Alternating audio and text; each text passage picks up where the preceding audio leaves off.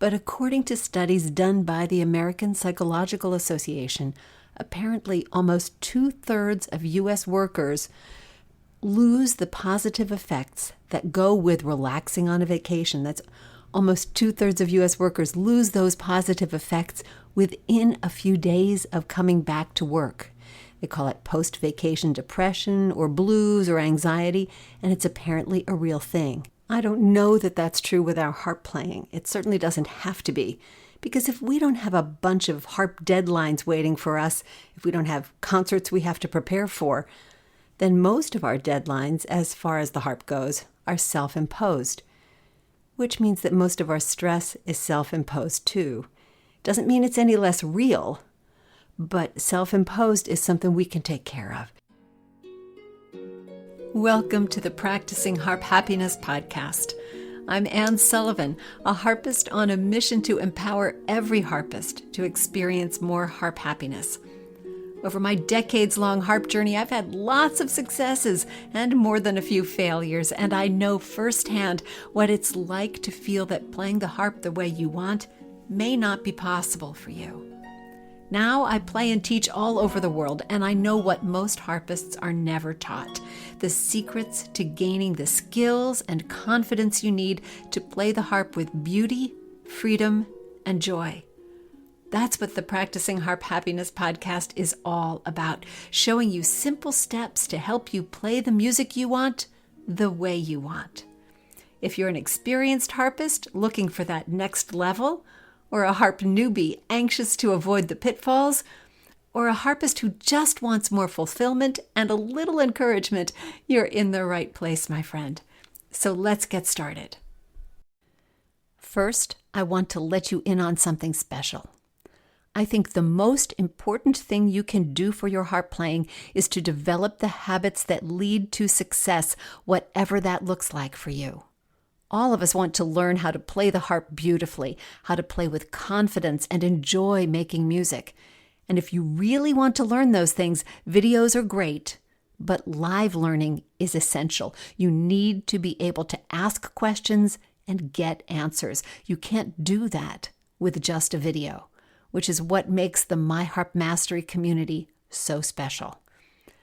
My Harp Mastery membership is for those who really want an online experience that lets them learn at their own pace and learn what they want and be able to learn live from expert coaches every single week. Plus, you get to connect with other harpists in the community who have the same desires for their playing. This is not only a powerful learning platform, but it's also the most generous community of harpists anywhere on the planet. They're harpists with a positive outlook, a growth mindset, and a spirit of support for their fellow harpists on the journey with them. We're ready for you. Join us. Just go to harpmastery.com/join-now. That's harpmastery.com/join-now. Welcome to the show. Now, I know I'm dating myself, but here goes. Back in the 1960s, there was a television show called Sea Hunt. The show centered around a freelance scuba diver named Mike Nelson, played by Lloyd Bridges. Mike Nelson was a former Navy diver and a member of the Coast Guard Auxiliary. As a freelance diver, he was hired for all kinds of dangerous underwater work, everything from salvaging precious cargo from wrecked ships to rescuing people trapped in caves.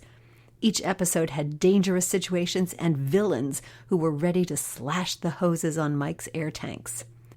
In nearly every episode, Mike would have to make a hasty ascent from the depths, which he would attempt to time carefully to avoid the bends, a potentially fatal condition more formally called decompression sickness. On occasion, Mike would have to spend time in a decompression chamber. Now, watching this as a child, I was fascinated by the danger of too hasty a return to the surface. On the one hand, Mike would be running out of oxygen and would need to get back on the boat quickly. But on the other hand, making his return too quickly could prove fatal. Talk about a dilemma.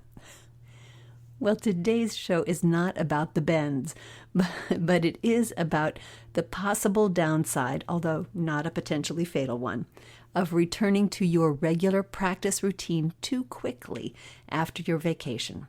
If you're like me, you may come back from vacation with your fingers itching to get back on the harp strings. If you run right to the harp, however, you might find it more challenging or even frustrating than you expected. Broken strings and creaky fingers are annoying enough to deal with, but the real issue is that the pieces we're working on seem so far from where we left them. In my experience, diving right into your usual kind of practice can instantly deflate your post-vacation high. Instead of being able to keep that feeling of freshness, relaxation, and renewal, you're right back into the practice grind you left. So what's the fix? Well, the good news is that we don't need a decompression chamber. All we need is the right mindset and a plan, and I have both of those for you today.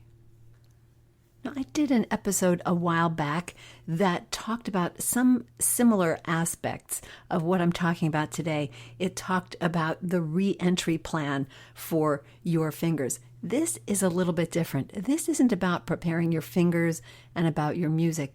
This is going to be about preparing your mindset and to help you get back into the swing of things without losing that nice, cool, calm vacation mode. That's what we want to hang on to. And so that's a little different take on kind of the same thing. But I have put a link in the show notes to the episode that I did before. So this was episode 60, and it was called Enjoy a Guilt-Free, Harp-Free Vacation with the Perfect Reentry Plan. So I've put a link to episode 60 in the show notes. If you don't see that link or you don't see the show notes at all, you can just go to our podcast page, go to harpmastery.com, look at the podcast. And if you click on any one of those episodes, it'll get you to a page where you can browse and search, and you're looking for episode 60. While you're at the Harp Mastery page, if you are a harp teacher, I invite you to click on the upcoming events and check out our teacher retreat. We are doing a retreat this fall, the beginning of October, just for harp teachers. So this is a different kind of retreat than we've done before. It's still at our beautiful 15-bedroom, 15-bathroom, or 15-and-a-half-bathroom, I think, house in the Orlando, Florida area. And, house complete with the pool, the hot tub, the whole thing. It's a beautiful home, and it's a relaxing place to be. And that's the point of our teacher retreat. It's not just about retreating and about recharging and reconnecting, but it's going to be an opportunity to collaborate with fellow teachers, to get some ensemble playing in, if you like, with some of your fellow teachers, and to really have a chance to explore what other people are doing to make their teaching studios successful. What resources they use, what tech resources, what music, what pedagogy is new. This is a chance to really share and learn, and I'm really looking forward to this. So we have that coming up. It is the beginning of October. It is actually Thursday, October 2nd to Sunday, October 5th. And registration is open, and if you get in now, you can take advantage of an early bird discount and get a little bit better than 10% off the cost of the retreat. The page answers a lot of questions, but I just wanted to give you a little hint about what we're doing and what you can expect on the retreat. We're going to be doing these, pedagogy workshops. We're going to be doing roundtable discussions where we share ideas. We're going to be doing sort of the little practical tool workshops, those things where you can really learn what other people are using in their teaching. And of course, just time to just relax and rest, play a harp. We will have some harps there that you'll be able to use if you want to bring your harp. That would be fine. And we do have some harps available to rent. If you want to rent a harp for your exclusive use rather than sharing one, that would be just fine. There's going to be plenty of free time, but plenty of learning as well. It's really going to be a terrific weekend, and I hope that you can join us. Because after all, we teachers deserve a break too. So you'll find the link in the show notes, or as I said, you can go to the upcoming events tab on the Harp Mastery page, and you'll find a link to that as well. And do check it out. If you are a harp teacher, I'd love for you to join us. Of course, our Super Summertime Challenge is still going on in the Hub. It's so much fun to see everybody participating, and I hope you are one of them. If you haven't started, it's not too late. You have some catching up to do, but you can still get in on the fun. And our Christmas in July wraps up this week with a special announcement about a new addition to the My Harp Mastery program. So you'll be looking for a video from me, and it'll be all in our usual video channels. Take a look at that and check out the new addition to the My Harp Mastery membership. So that's coming up, and you'll get that announcement too. Lots of fun stuff going on. I hope that one of the things that's going on is that you are getting some time away this summer, and you're getting a chance to refresh yourself, recharge, relax, and just soak in some sun if that's your thing, or head to the mountains, the beach, whatever it is you do to take a vacation. And maybe it's just a staycation. Whatever kind of vacation you're about to take, I certainly hope you're going to take one. I want you to be absolutely confident that when you get back to your harp and you get back home, you have a plan. As I said before, I talked about a plan for re-entry for your fingers and about how you're going to set things up and how you're going to work on this kind of conditioning, this sort of stuff. But I want to take a different viewpoint about that today. I really want to look at the mindset, and this is why. I always thought it was just me. I'd feel great on a vacation, all relaxed, and I'd come back and think, I'm ready. But yet, at the same time, I don't always feel ready. I don't feel ready to get back to work. As I said, I thought it was just me, but according to studies done by the American Psychological Association, apparently almost 2/3 of U.S. workers lose the positive effects that go with relaxing on a vacation. That's almost 2/3 of U.S. workers lose those positive effects within a few days of coming back to work. They call it post-vacation depression or blues or anxiety, and it's apparently a real thing. Now, our harp playing might be a little bit different than coming back to work in the office. Apparently when people get back to work in the office, they come back to this mountain of stuff that's been piling up while they're gone, and so the stress comes back even faster. I don't know that that's true with our harp playing. It certainly doesn't have to be. Because if we don't have a bunch of harp deadlines waiting for us, if we don't have concerts we have to prepare for, then most of our deadlines, as far as the harp goes, are self-imposed. Which means that most of our stress is self-imposed too. Doesn't mean it's any less real, but self-imposed is something we can take care of. And what I want to talk about today, and what I'd like to help you avoid, is that feeling that when you come back and you're ready to get back to the harp, your playing just doesn't go the way you think it ought to. Things have slipped way far back, and you say to yourself, well, gosh, I had this so much better before I left. And you don't feel like you're starting where you were. You feel like you're dragging a heavy weight behind you, just trying to get back to where you left it. So this is what we're talking about, how to plan ahead so that you can ease back into your playing in a way that supports you and keeps your mindset clear instead of frustrates you. So I have 3 things that I want you to keep in mind, 3 touch points for this whole process. And then I'll give you sort of a 5-day easy wins plan to get you back and into things in a really easy and sort of stressless way. So let's start with these 3 touch points. The first one is to embrace a beginning mindset. Now, not a beginner mindset in this case. This isn't about being a beginner. But let's just pretend that everything that you left on your music stand when you closed the door and left for vacation is new to you now. It's not where it was when you left, because frankly, it isn't, right? Practice is one of those things that goes fine as long as we do it every day. But when we don't, we slip back. And we deserve the vacation. I'm not saying you need to take your harp and practice on vacation. I mean, if you want to do that, that's great. But you can leave the harp at home and enjoy your vacation. Just know that when you come back, we're going to approach this music as if you were starting over. we're going to allow ourselves to start from scratch. This is a very realistic way to look at what happens. It's not where we want to be, and that, I think, is the challenge of it.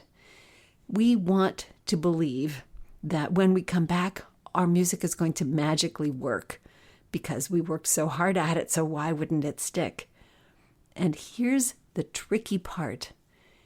If you just come back from vacation and you dive right back into your music, assuming that your fingers are up for it and they're not, screaming because they don't have any calluses left on them and they're not just creaky just from rust and disuse, assuming those things are okay, the first time you pick up that piece, it might go very, very well. It's sort of like the memory of it is stored in a buffer someplace and it goes really well. And you think, okay, boy, piece of cake, this is nothing. But what often happens is that the next day you come back and it is as if you've never seen it before. And that's when you start scratching your head and thinking, well, what's going on here? And that's where that frustration can set in. So the easier path, and I'm all about taking an easy path here, the easier path is just to say, okay, let's approach this as if I were starting from the beginning. You will be able to move through those beginning stages faster because, you've done work on this piece. And so this way you'll be able to create those quick wins for yourself and feel like you're moving forward instead of feeling like you lost everything that you worked so hard to gain with that piece. So that's touch point 1, embrace a beginning mindset. Here's touch point 2, expect the resistance. What's the resistance? The resistance is that force in the universe that shows up every time you think you're moving ahead and it pushes you back.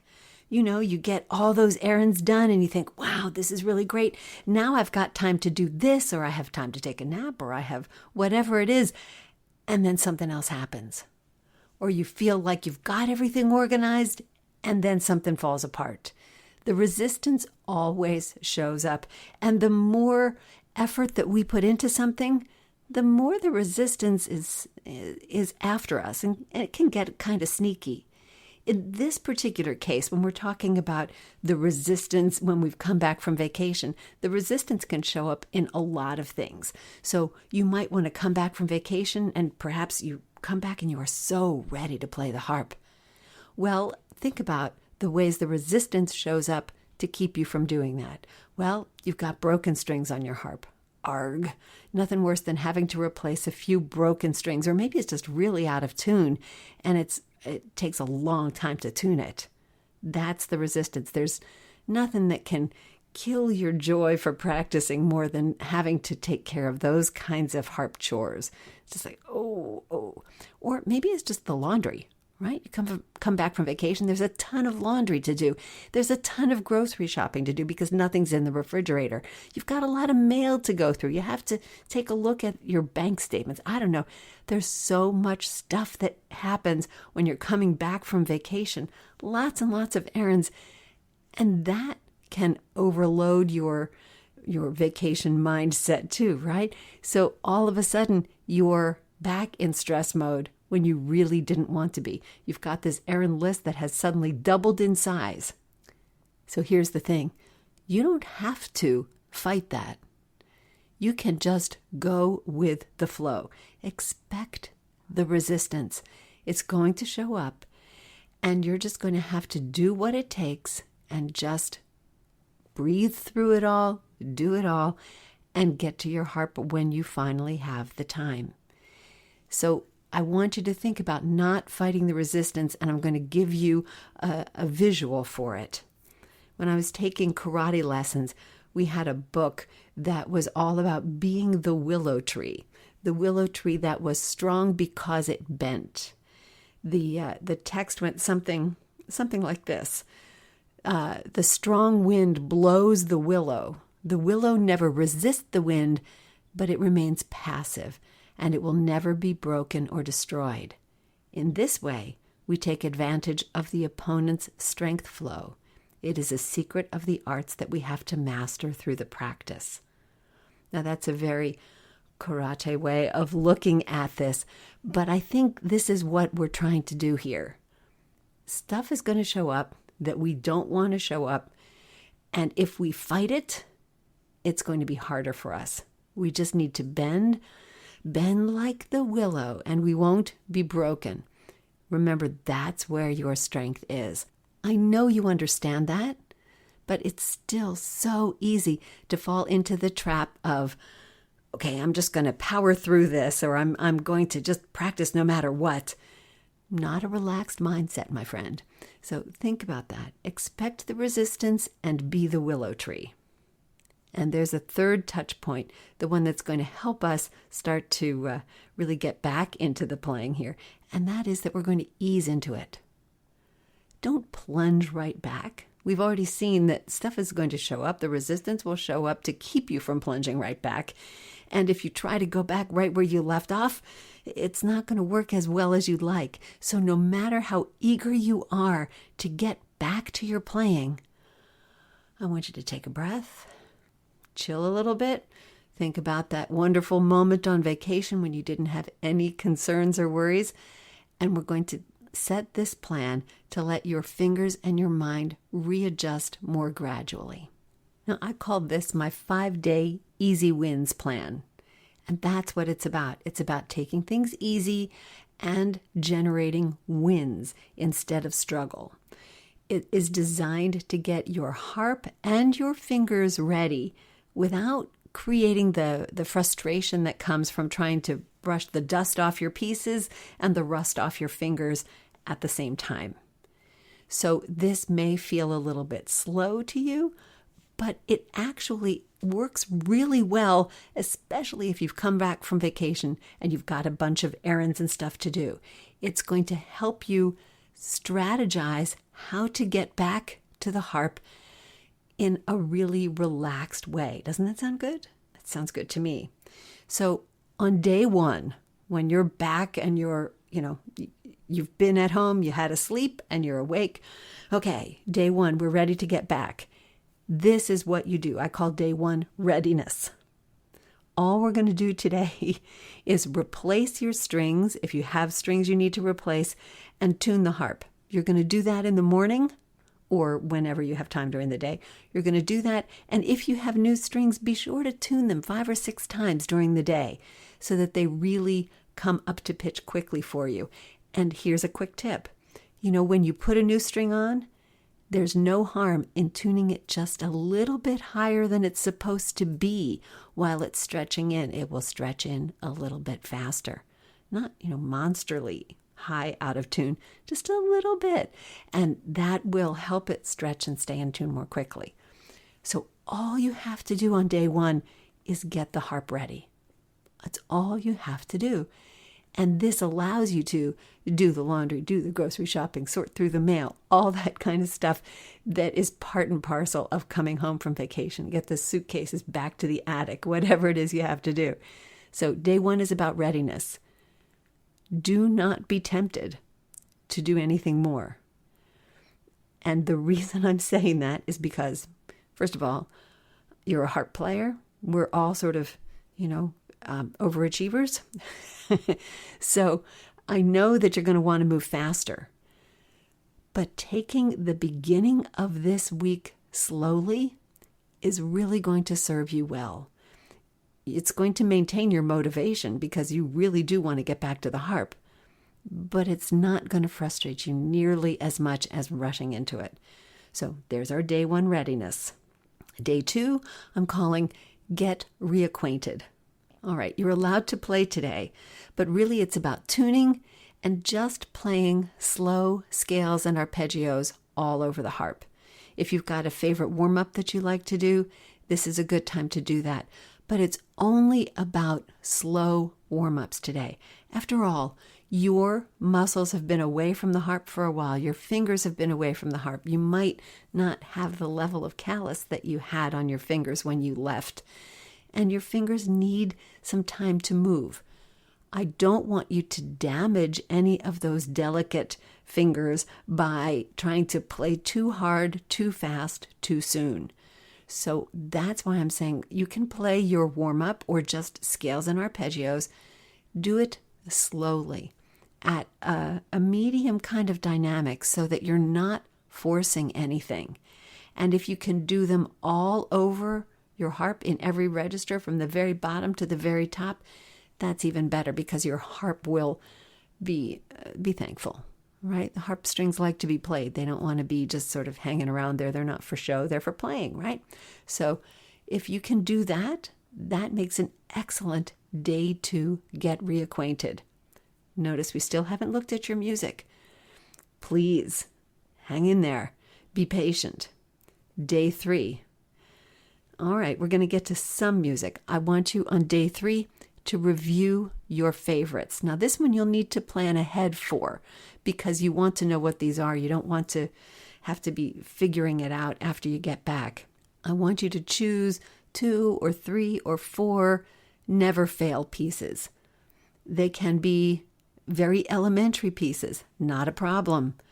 But pick a few pieces that you like to play, that you play often, and you know they're going to be fine.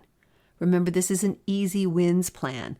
We don't want to pick anything that has problem spots or that goes too fast or that is a little bit too hard. We want to pick things that are truly easy. That's why I've called them never fail pieces. So on day 3, you should do some of those slow warm-ups again, do some slow exercises too, and then play through 3 or 4 of those never fail pieces. This is going to be a fun day, and you're going to have that feeling that, oh, well, I could get back to that hard piece that was on my music stand when I left. Please don't give in to temptation to go back to that yet. I'm going to give you one more day off. We're going to go back to it on day 4. But day 3, just the never fail pieces and those slow warm-ups and exercises again. Your fingers and your mind will thank you. All right, so there's day 3. And now, drum roll, please. Maybe harp glissando, please. Day 4, time for re-entry. So on day 4, now it's still going to be different. We're not going to be just, okay, back to your usual practice routine. Day 4 is a re-entry day. So after your slow warm-up and your exercises, you may play through your pre-vacation pieces, but play them through at a slow, careful, steady tempo. This is that beginning mindset idea. I want you to look at them almost as if you've never seen them before. Don't play them the way you were playing them before you left. Take them way back to the beginning and, maybe you want to do some hands separately to start at maybe half tempo or wherever you weren't. If you were at half tempo before, then go back to quarter tempo. We're going to go slower. We're going to take everything more easily. This is about really getting back to those pieces, but in a very slow, controlled way. So don't push them. Don't dig into them yet. This is all about big picture review. Once again, you're going to thank me when you do this, but it's a hard thing. You've been at the harp for 4 days now, and you still haven't really gotten back to regular practice. And you know what? That's okay. You're allowed to do that. And you can tell everybody I said so. How's that? All right, here's day 5. We're going to go for it. Finally, this is the day when you can get back to the kind of practice that you're used to doing. Your fingers have had a few days to get back on the strings. You reacquainted yourself with your music that you left on your music stand. You did that yesterday, and you're ready to start kind of working.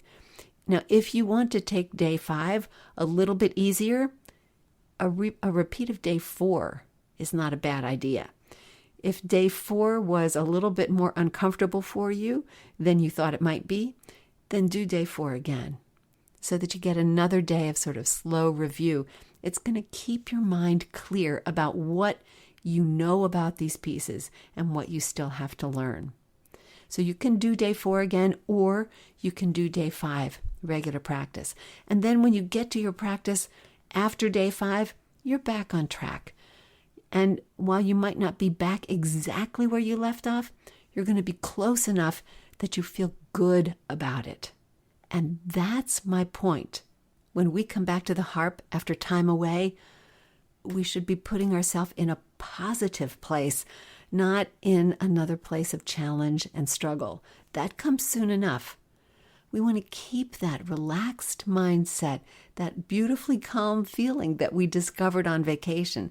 We want to bring that back to our harp playing. It's going to serve your harp playing well, and it's going to help you move those pieces forward a little bit faster, because when your practice isn't such a struggle, you make progress more quickly.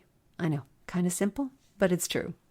Don't forget that you can check out that other podcast episode 60, and learn a little bit more about a different way to prepare for coming back from vacation. Not a bad thing to do. These two plans kind of intersect too, so you can take a little bit from each and get the perfect plan for you, because nothing is one size fits all, right? A quick reminder about our teacher retreat. If you are a harp teacher, this is a perfect way to put that vacation mindset in the middle of your autumn. So perfect way to do that. And you can find out more just by clicking the link in the show notes or going to harpmastery.com and looking under upcoming events.